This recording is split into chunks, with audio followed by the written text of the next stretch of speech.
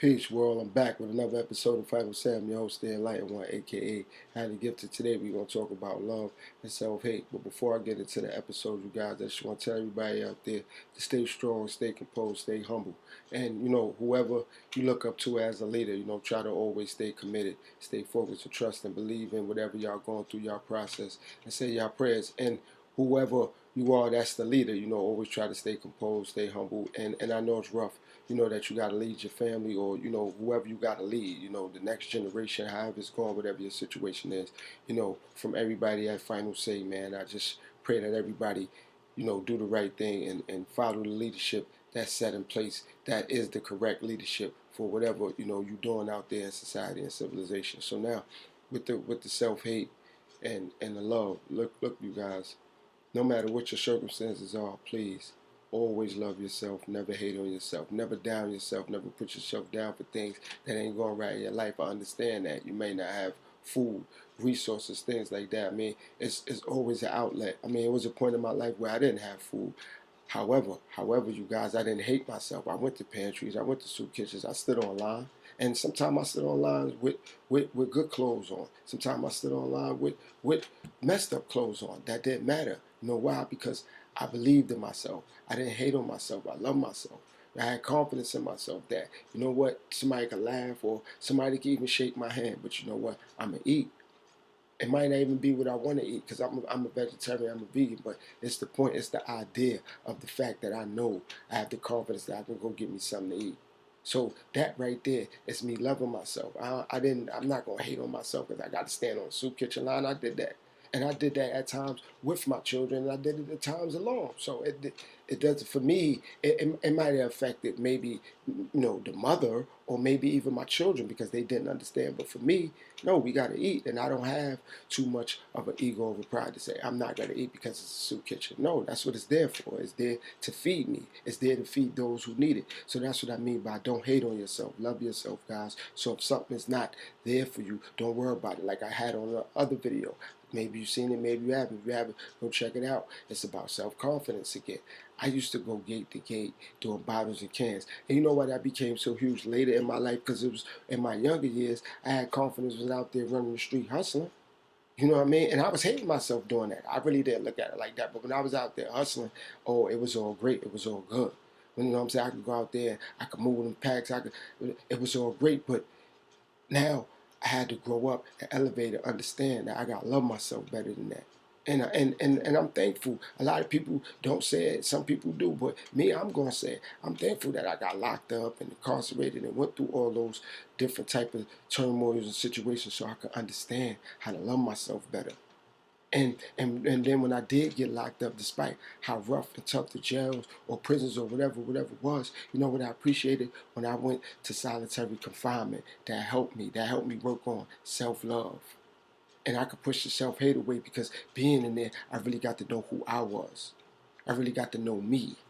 So that helped me tremendously. That was one of my biggest processes in how I became a vegan and or a vegetarian because now mentally I didn't even need nothing that facility had to offer me no more except for the books that was in the law library or any knowledge that came from somebody older that was really giving me tutelage. They wasn't preaching to me. They was teaching me.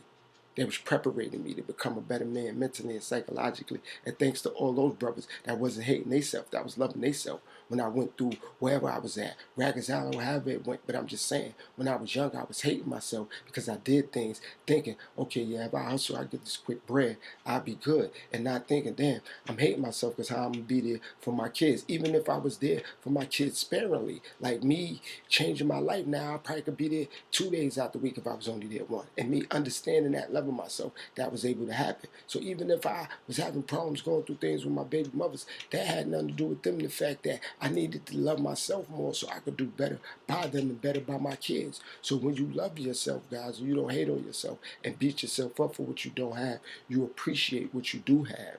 You appreciate the fact that you're going to have willpower to make something happen. Because if we can do something on the negative end, we can always do something on a positive scale. So like I said, I had my little run when I was out there. I'm talking about younger years, in the 90s and all that.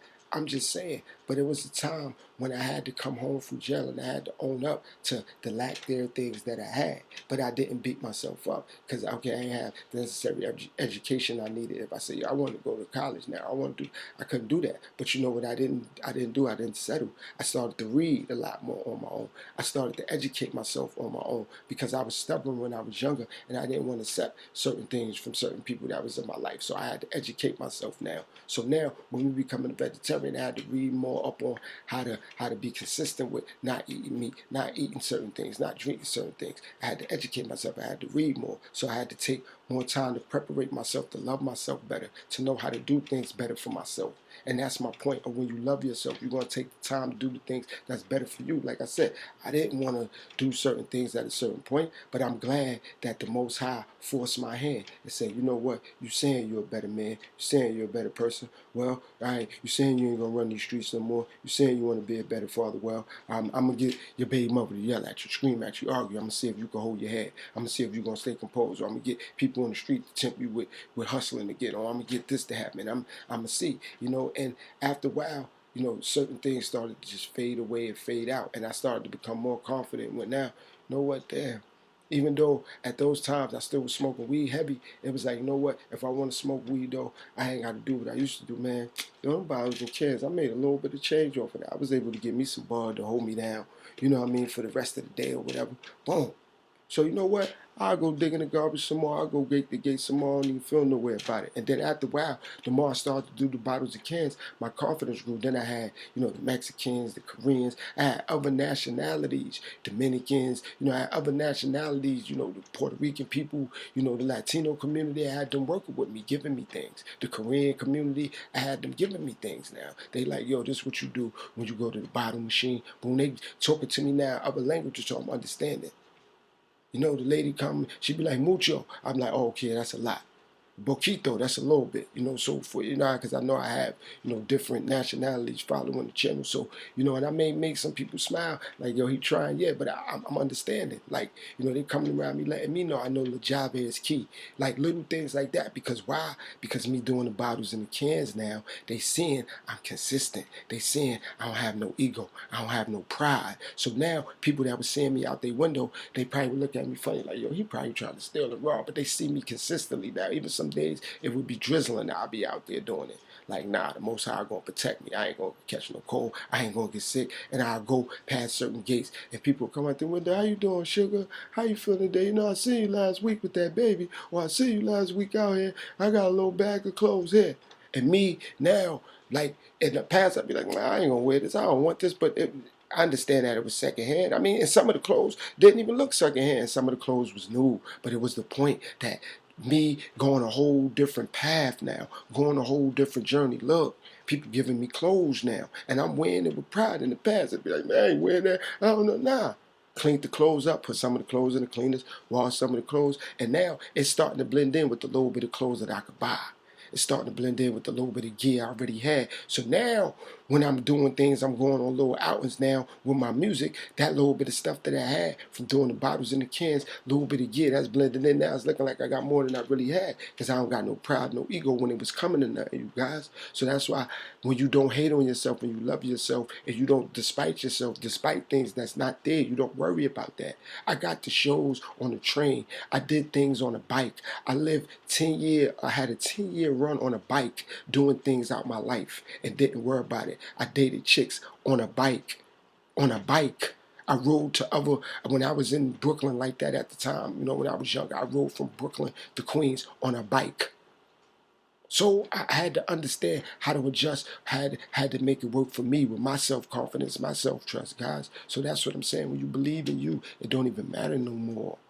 You just got to believe in you. Don't hate on yourself. And I started to not hate on myself, and things started to open up more and more and more because I love myself and I allow the Most High to guide me. And I ain't gonna lie, I had my little moments when I broke down and I'm like, man, I ain't want to believe, I ain't want to accept. But then, you know, the Most High was able to give me that reality check, whether that was 5 minutes, 5 days, or 5 months. Like, look, you still here, you breathing.